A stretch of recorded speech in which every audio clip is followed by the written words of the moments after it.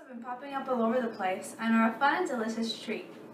Today I'm going to show you how to make these delicious cake pops from scratch. To make these cake pops, you will need a few ingredients and materials that you probably already have in your home.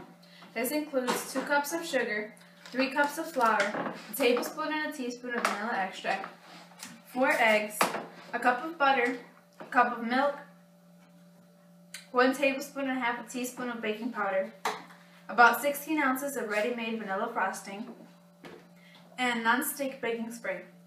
You will also need an electric mixer, 3 mixing bowls, large, medium, and small, a metal spoon, a 9 by 13 inch cake pan, 2 baking sheets, wax paper, different size measuring cups, and different size measuring spoons. Also optional includes a microwave-safe bowl, some more vanilla frosting, and toothpicks if you want to frost your cake pops. To know the ingredients, I'll tell you the steps. First is making the cake, second is cooling it and cutting it, and third is shaping the cake into the cake pops. An optional step includes frosting the cake pops, which I will show you today. To make the cake, you want to preheat your oven to 350 degrees Fahrenheit. Then you want to mix together your flour and your baking powder and make sure that it is evenly mixed. You want to mix together the sugar and the butter until it is creamy. This is an important step because if your butter and sugar mixture isn't creamy, your batter will come out lumpy. Then once that is complete, you want to add your eggs and your vanilla extract, and you also want to mix that together. Then you want to take your flour and baking powder mixture and add that in there as well. Also, put your milk in there.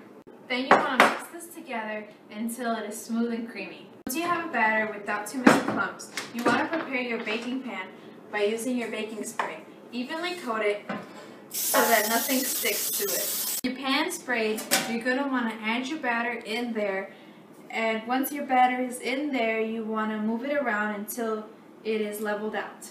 Once you have all of your batter in the pan, you're going to want to bake it for about 40 minutes.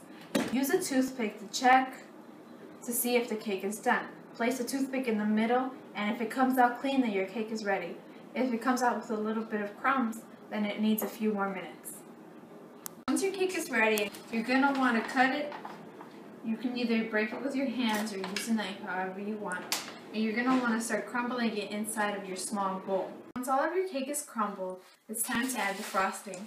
You're going to want to add about 3/4 of it. If you add too much, your cake will be too moist, and it will be hard to roll the cake balls because they will start falling apart.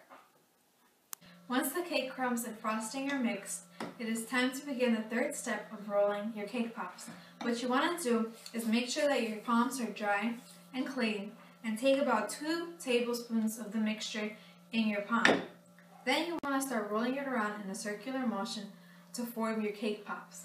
Once that is done, you want to place it on your baking sheet with wax paper and continue to do this with the rest of your batter until you are done. After rolling the cake pops, I have 16. You will have more or less depending on how big you make them. If you want unfrosted cake pops, then you are done, and you only have to place them in the refrigerator for about 25 minutes or in the freezer for about 10 minutes so that they can harden. If you want frosted cake pops, then you'll have to do the optional step of coating them. For this step, you're going to want to prepare your frosting by placing it in a microwave-safe bowl and microwaving it for about 30 seconds. Then you're going to want to prepare your other baking sheet by placing wax paper on it. Once your frosting is melted, you want to take out a few chilled cake pops, because if you take them all out, then they will start to get warm and it'll be hard to frost them. So what you want to do is take a cake pop and place it inside of the bowl. Then you want to use your spoon to cover it completely so that they are evenly coated. Then you can spoon it out like this and try not to get too much excess frosting. Then you want to repeat this with however many cake pops you want done. You can also place a toothpick in the middle to make it easier when you eat them. Once you are done frosting your cake pops, you have to place them in the refrigerator or in the freezer so that they can harden. Then they'll be ready to enjoy. When making these cake pops, don't forget these important tips. First, make sure that your cake crumbs are nice and thin so that your cake pops don't come out lumpy.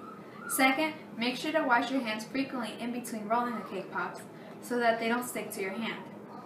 So whether these cake pops are for yourself or for your friends and family, they are always a hit.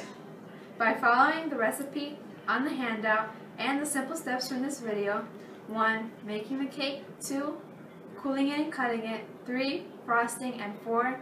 Shaping, you'll be able to enjoy these cake pops in no time. Does anyone have any questions?